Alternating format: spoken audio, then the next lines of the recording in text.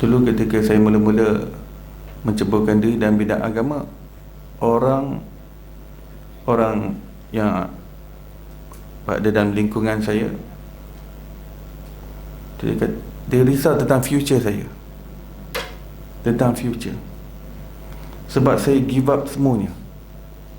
Saya give up semuanya semata-mata untuk nak pursue belajar agama, ya. Jadi orang risau sebab saya mempunyai pendirian saya nak pursue belajar agama yang tak bersijil, yang bukan saya nak kejar sijil. Sebab orang ketika risau, jadi at least kalau belajar agama pergi tempat kawasan institusi yang ada sijil dan sebagainya, ya. Saya kata alhamdulillah ada orang yang nak belajar untuk sijil. Kalau di situ pilihan untuk dia belajar agama, silakan. Tapi kesedaran yang saya miliki pada ketika itu, sijil bukan keutamaan saya. Saya nak kejar tempat yang ada betul-betul ilmu yang bersanad. Itu saja. Ada sijil ke tak ada sijil, itu bukan keutamaan. Kalau nak kejar sijil nanti tak ke mana saya nak pursue yang ilmu agama tu. Tak ke mana. Sebab ketika itu bila saya nak belajar agama, ada orang kata masuk mahat agama, ya. Ni masuk universiti. Ada ketika itu datang tawaran masuk Universiti Madinah, belajar free di Madinah Munawarah. Tapi ketika itu alhamdulillah kesedaran sudah ada. Kalau saya belajar style university, tanpa merendahkan pengajian agama di universiti, pengajiannya tidak amat sukar untuk dapat ilmu yang bersanad. Sebab pengajian universiti ni dia ada cara barat lah, dia tak belajar daripada hujung kitab ke kitab, ya. Dia belajar tebuk-tebuk, ya. Kalau belajar masa PhD kadang tak masuk kelas pun by research sahaja, tak jumpa pun guru. Kadang-kadang tak ada guru yang mengajar. Selagi dia boleh buat kajian, research, tulis, selesai master dan PhD dia, ya.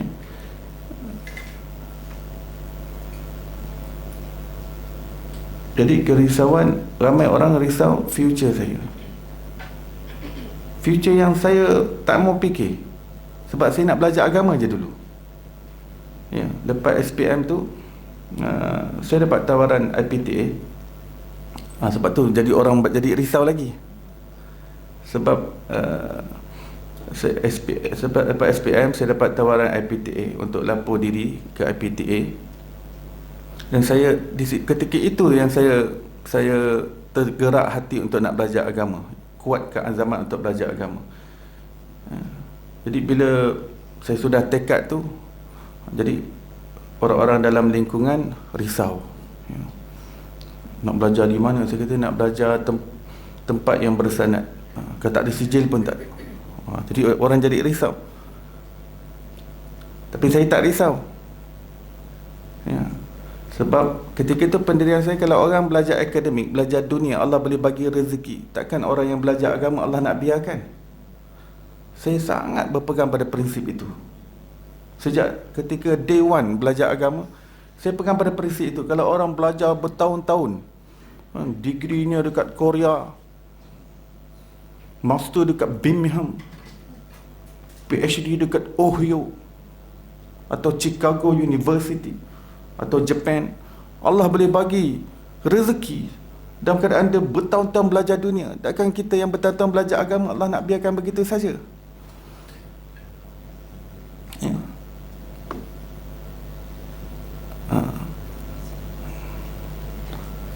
Orang dah risau nanti nak kerja apa. Kalau tak ada sijil nak kerja apa? Saya kata kerja apa-apa pun, ya, asalkan yang halal. Nanti anak bini nak kasih makan apa? Tengoklah makan nasi ke apa ke yang patut. Orang dah risau, orang risau pasal kita. Padahal kita ni risau macam mana nak dapatkan ilmu agama tu dulu. Orang risau nak makan apa? Western ke Eastern? Southern ke Northern? Orang dah risau. Dan saya bersyukur mak ayah saya tak pertikaikan daripada awal. The moment saya cakap saya nak belajar agama, saya cakap dengan mak ayah saya, the moment I talk to my parents, to tell them that I want to study agama is immediately after I receive the offer letter from IPTA. Ketika itu dah ada kat tangan dah. Waktu tu saya bagi tahu pada mak ayah saya nak belajar agama. Mak ayah saya langsung tak petikai, walaupun tak ada duit, tapi mak ayah saya terus galakkan lah. Saya bersyukur kalau mak ayah saya kata belajarlah, dah dapat IPTA tu belajarlah. Saya ni satu-satunya anak lelaki, anak sulung, 4 yang lain semua perempuan, semua bawah-bawah saya anak pertama. Saya boleh percaya kalau mak ayah saya cakap macam tu. Tapi mak ayah saya excited sebab saya nak belajar agama. Jadi dia tak nak petikai, tak nak pun tanya duit nak cekau mana, sijil ada sijil ke tak ada. Mak ayah tak tanya, sebab mak ayah pun memang faham kepentingan belajar agama, dan mereka memang nak saya belajar agama daripada dulu lagi. Cuma hati saya tertutup, tak terbuka. Jadi the moment saya cakap nak belajar agama, mereka kena sentiasa jaga percakapan lidah. Jangan takut saya putus asa disebabkan mereka. Ayah saya pun kata, nak jumpa siapa? Nak jumpa siapa? Untuk nak belajar agama, kita kena jumpa siapa? Jumpa sampai kami daripada Keluang Johor tu end up ke Kampung Baru, jumpa seorang Ustaz Fadli Al-Yamani. Almarhum dah meninggal di China tempoh hari, almarhum Ustaz Fadli. Sebab beliau lepas belajar Yaman, lepasan belajar Yaman, ya. Jumpa beliau untuk ketika itu saya nak belajar Yaman lah. Lepas SPM tu nak terus belajar Yaman, ya.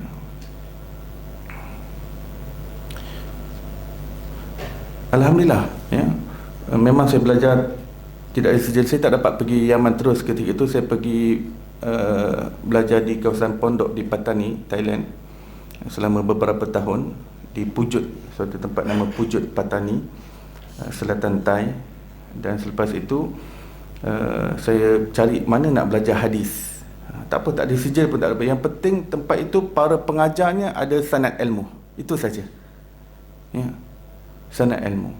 Bayangkan tuan-tuan, kita ni kadang belajar qiraat hafz pun kita nak yang bersanad lah, kan? Kita tak naklah baca Quran gitu tanpa sanad. Kita sanggup nak cari mana guru yang ada sanad qiraat hafz. Kemudian ada yang tak cukup hafz, nak tambah lagi. Cari mana-mana ustaz yang ada sanad qiraat, daripada Syubra ke, ya, mesti tengok siapa yang boleh ajar qiraat Warsh ke, qiraat Qalun ke, ya, Asim daripada Syu'bah ataupun daripada Ibnu Kathir, Hamzah, Qalun, Khalad. Nak belajar juga, ya. Wadduha wal laili idza saja ma wadda'aka rabbuka wa ma qala, ya. Itu pun kena ada sanad qiraat. Ini kan lagi ilmu-ilmu yang lain. Bayangkan macam mana perhatian saya ketika sanad pada ketika itu. Saya ingin ilmu yang bersanad. Bayangkan kita yang baca Quran pun nak bersanad. Ini kan lagi ilmu akidah, ilmu tauhid, ilmu fiqh, ilmu tasawuf, ilmu tafsir, ilmu hadis. Lebih-lebih lagi sanad ilmu, ya. Jadi jika ada anak-anak ataupun cucu-cucu yang ingin belajar agama, terus galakkan. Jangan campakkan persoalan-persoalan tentang rezeki. Allah akan aturkan rezeki, Allah akan aturkan, ya. Yang penting galakkan terus. Galakkan terus. Selepas habis belajar Thailand, saya bagi tahu mak saya nak pergi Afrika Selatan, cari-cari tempat, ada tempat belajar di sana, Afrika Selatan. Oh, Afrika Selatan, ya. Boleh. Oh, sana bukan tempat ada safari je, ada tempat belajar. Silakan, go ahead, move forward. Terima kasih mak, minta restu mak ayah berangkat 7 tahun di sana. Balik semula, call lagi mak, kata nak sambung belajar kat Yaman. Terus, dia kata, terus, non-stop, dia kata, belajar non-stop, ya. Padahal ketika itu dah 10 tahun belajar dah kat luar, berpisah dengan keluarga. Mak nak sambung Yaman, terus. Belajar di Yaman lah first time mak saya ziarah saya. sepanjang belajar agama. Kat Thailand mak saya tak pernah datang ziarah. Ketika 7 tahun South Africa, tak pernah datang ziarah. Di Yaman, mak datang ziarah sebab tempat yang saya belajar ni tempat asal usul mak saya. Mak saya asal usul orang Arab, keturunan Arab di Hadramaut, Yaman. Di situ mak saya datang jumpa ahli keluarganya di sana, ahli keluarga yang masih sama kabilah, ya.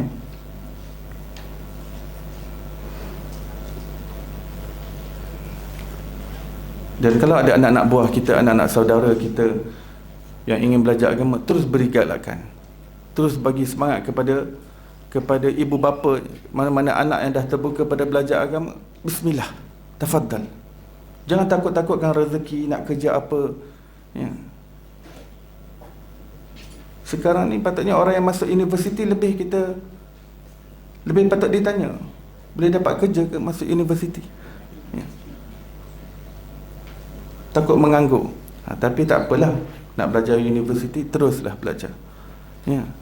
Tapi janganlah menghalang orang nak belajar agama, seolah-olah belajar agama ni, belajar universiti ni lebih mudah peluang pekerjaan berbanding orang belajar agama. Di situ dia lebih dirisaukan. Kadang pengangguran lepas universiti ni lebih tinggi berbanding orang yang belajar agama.